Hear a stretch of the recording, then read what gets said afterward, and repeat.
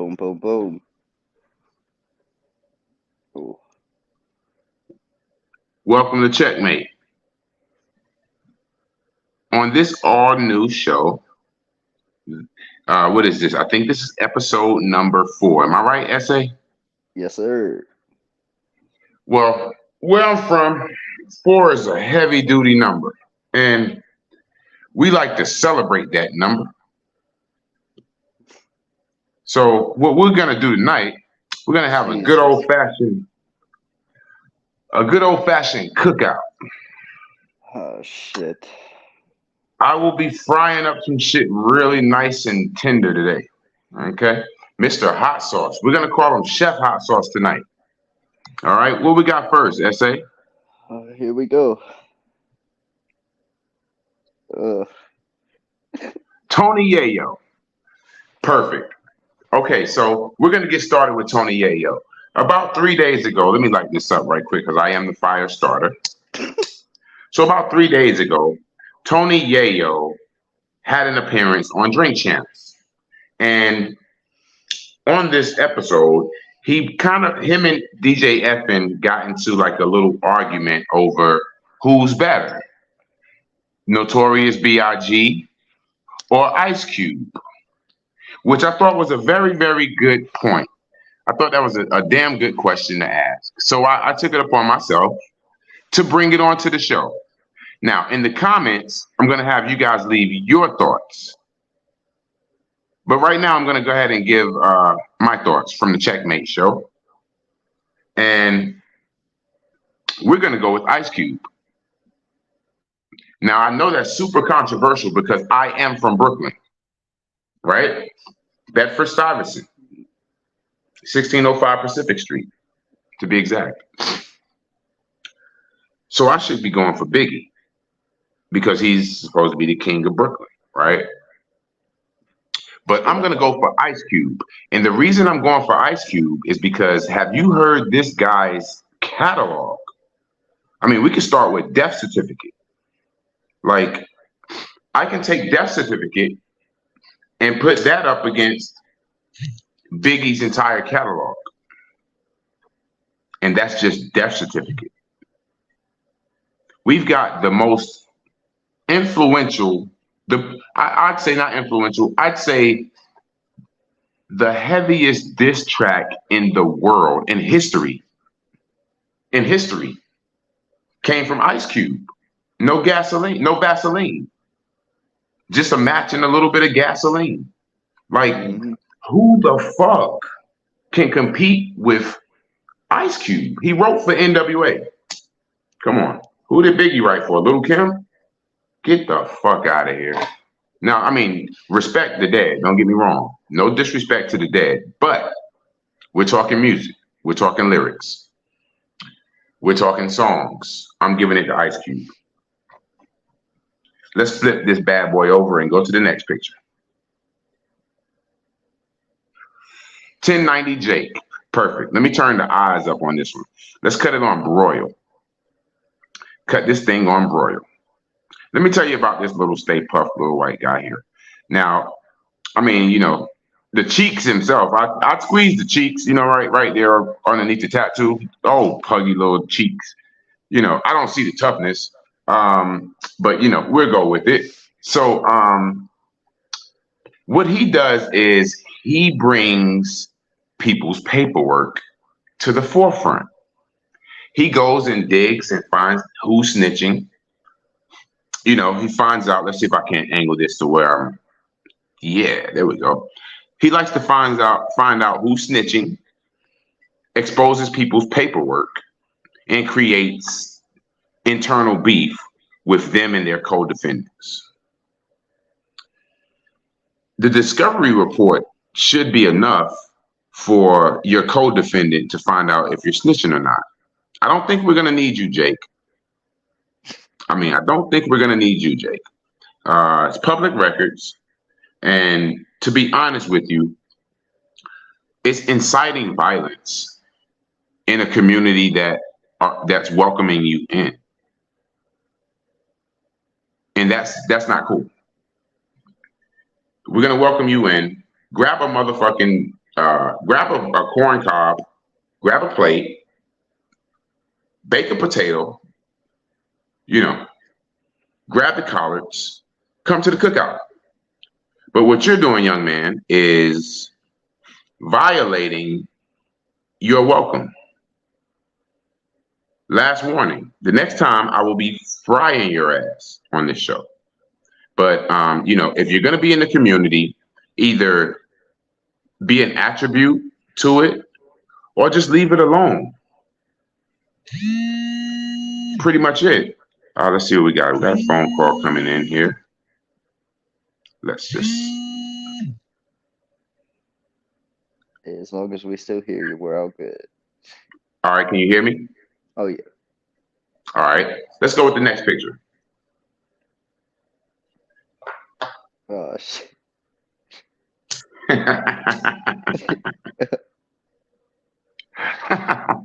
I love the picture of Rick Ross. I love the Rick Ross picture. Out of control. That looks more like Dick Ross. I mean, that's just me. But that there looks, no, that might be his cousin Prick Ross. That is Prick Ross. Oh, I met man. Prick Ross before. No, I met Prick Ross before, and that's him. That's him. Okay, so anyway, Prick Ross here and DJ Envy. They both do car shows. They rent out venues and they get all the classic cars and people to come down and put their classic cars in these car shows. Don't let me break it down. You know what? Here, let me open up the smoker. Okay. Now, let's break it down. Every contestant or every entry that gets involved in these shows have to pay what we call an entry fee, right? That's one. The second fee, wait, before we go any further, this is brought to you by Lore Music Group right there. Okay, so now the second fee would be considered a registration fee, right? So I'm going to pay the entry fee. That means I saw the flyer. I'm cool with it. I'm cash apping the first phone call. When I call the first person I call, I got to cash app him. Then he's going to hand me off to my registering person. And they're going to give me a website. And then I'm going to go online and I'm going to register. And that's going to cost another 75 to 175 to $300. I mean, this is Rick Ross and DJ Envy. So the registration is probably going to be about $300. So right now I'm in 500, right? 500. Now, do I want to be parked out in the parking lot showing off my cars? Or do I want to be inside? Because it's a little extra to come inside. The 500 is not going to cover inside, okay? So now you want to come indoors. That's going to cost you another 500. I mean, shit, we got to bring these cars in these people's building. Then we got to pull all this stuff up and pull up the tarmac. Come on. That's $1,000. But you can come inside, but you got to park way over there by the glass over there. The cameras can't see you, but I mean, if the guys squint real tight and they pan right and zoom, then we might just catch your back tire. You want to get where the big show is, where the cameras and the lights and the pretty women are? Oh yeah, there's models up here too. That's going to cost you another $1,000, brother. And then we got VIP, red carpet. That's another $1,000. So now we're looking at about $4,000 to get up there where I can be seen and my car can be noticed, and maybe a chick or two can look at it. That's $4,000 to get you there. Now multiply that by the amount of cars you saw there. That part. So it's a big Ponzi scheme. Everybody's getting paid. Be careful. Let's see the next picture. That's the last one.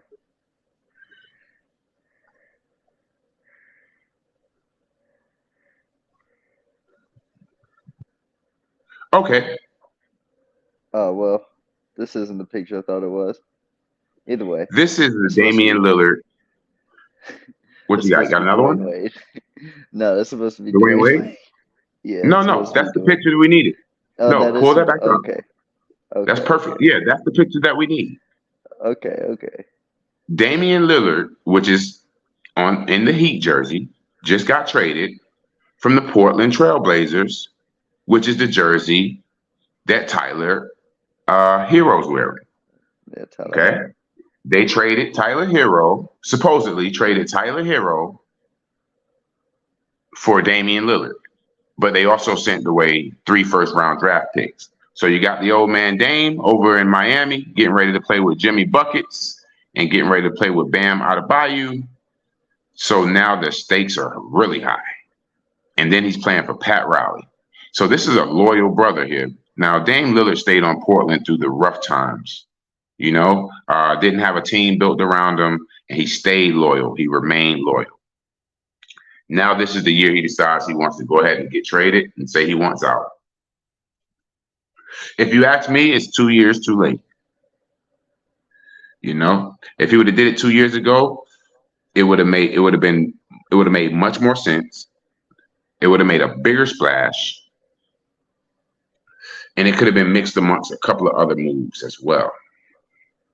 Well, how So so? I think it's too. Well, 2 years ago you had James Harden moving. 2 years ago you had a big gap in LA. 2 years ago there was a lot of confusion about Boston, Philadelphia. There was a lot of movement, and I think if he would have did it 2 years ago during free agency, then there could have been more opportunities. He didn't necessarily just have to pick the Heat, although he wanted to go to the Heat. But that would have gave Portland more options to do more trades. But now that everything is sealed up, people are already signed to deals on these teams. So there's no landing spots for him. So for them to do that deal with Miami really didn't even have the assets to do the deal. But I mean, they had to facilitate it to keep Dame happy. And plus the market is dry because everybody's already moved. Everyone's already locked in. So that being said, okay, those are our topics. And the topics took about 12 minutes or so, which allows us time to really get to the feast. And the feast is, I'm gonna bring it to the Chitlin circuit. I'm gonna bring it back local, back to North Carolina.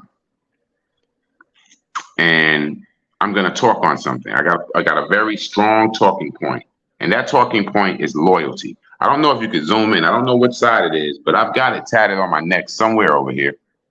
Yeah, sure. And where is it? It's somewhere. It's somewhere in here. It's in there, or it's over here, but it's somewhere. And that's a very important word. It's more to it than just being dedicated to someone. It's about being dedicated to a purpose. That part. Loyalty is another layer of morality. Loyalty lies very, very close to your heart. Loyalty is something that we should often go to the grave with. So let's put an example out. So I started a record label, and instead of running out and hiring, or what you call drafting, Outsourcing people who are qualified, but I have no relationship with.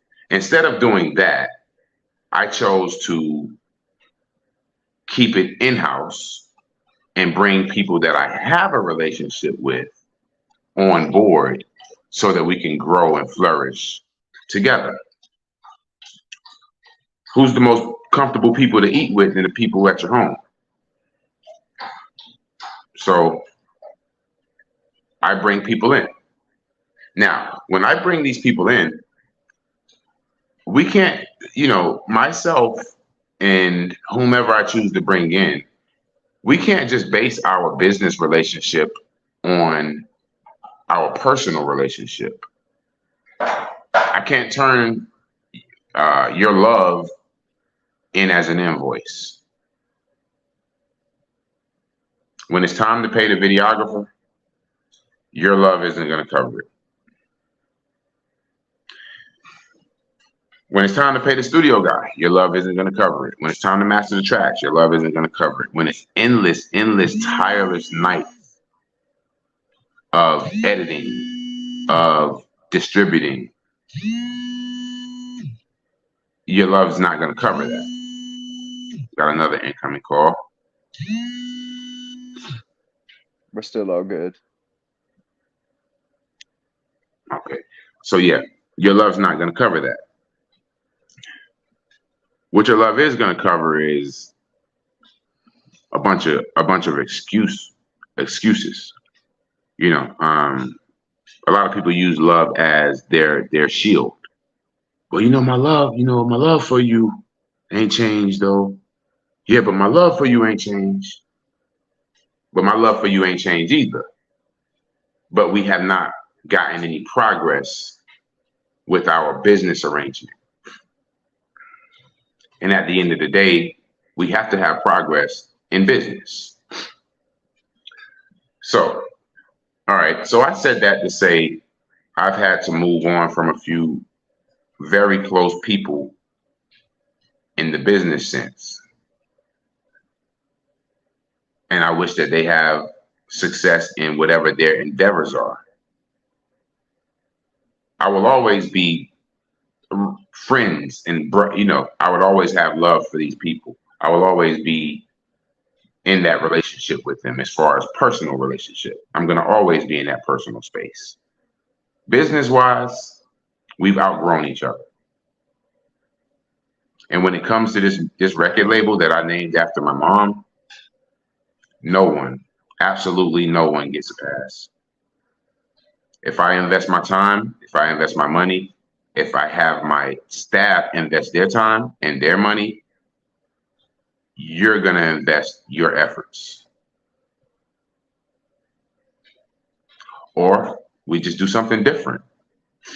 No one's forced to be here. Just as if I'm not forced to keep anyone.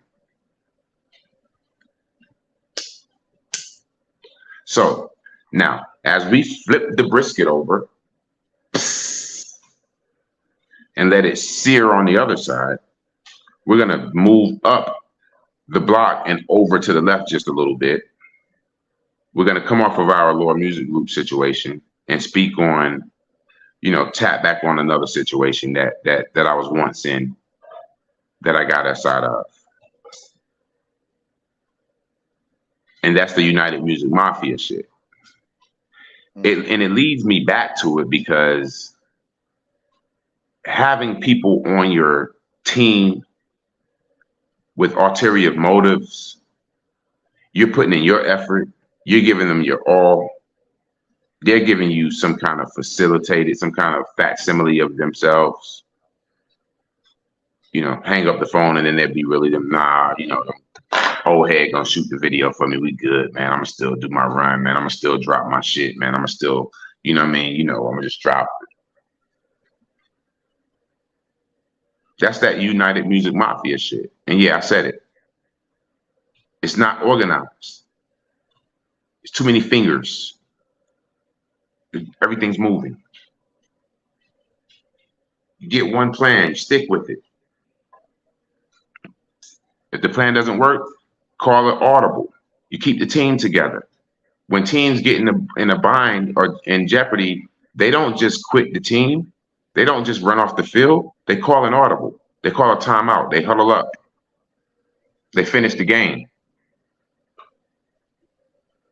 So that being said, if you were once on this label and you left the label or you were put off the label or whatever,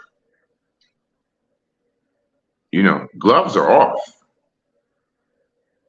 If my artists feel like making a track about you, that's between, you and what you got coming. If we decide to run a whole campaign against what you got going on, it's fair game. That part. The same team you were standing up for, Still standing. So, okay, now that needed to be said, and the other thing needed to be touched on. Both of those have been taken care of. Now we're going to do something a little fun. We're going to change the temperature just a little bit before the end of the show. SA, I've got a question, brother. What's that? If if you had a choice between A, dropping your music whenever you want, however you want, and getting less than 1,000 or right at 1,000 streams, and the other choice is dropping your music pretty much when you want, pretty much how you want, just scheduled, and having hundreds of thousands of streams, which may not mean much to people who aren't in the music business, but for what we're trying to do, it means a lot. It's an audience. Yeah, about to So, say, what would you choose? are you asking me as a smart man or as a dumb man? I mean, As a smart man it. like you are, I. I mean, you answered the question when you said that the music can be dropped pretty much the how I want with more stream. I mean, growth as an artist should be the end goal. It's what leads to any progression. It more streams. Still whenever I want, however I want, slightly scheduled, hundreds of thousands of streams. I mean, that should be an easy question for anybody. it pretty much should be. And the thing is, that offer is limited for a limited amount of people, and Yeah. that also comes with life advice. It comes with an ear. Um, I don't know how many CEOs you can get on the phone and just have a conversation with whenever, who takes their artists as serious as we do. So we're gonna stand on that mantra. We're gonna stand on that. We're gonna stand on that belief that giving to our artists and putting energy into our artists will reciprocate with results, because we're all trying to do the same thing. We're trying to get paid out of the music business because it is a business. It just has music in it. So, Lore Music Group will be signing for the third quarter, the remaining of the third quarter, which is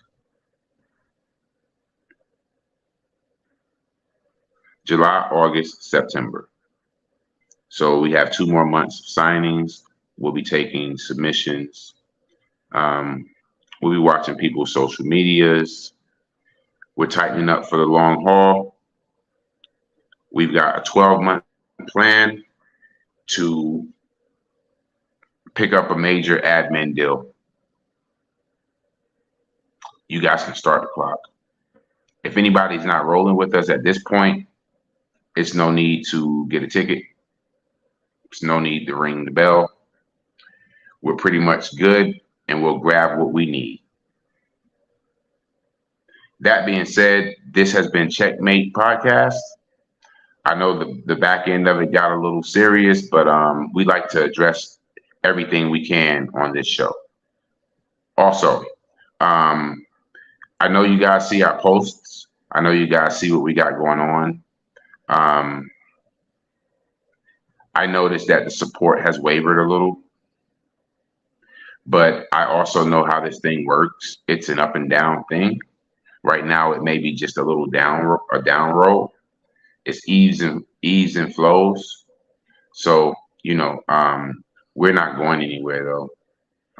You over the next 12 months, you're gonna see a dynamic record label doing stuff that hasn't been done. Maybe it's been done before, but not on this level, not with this consistency.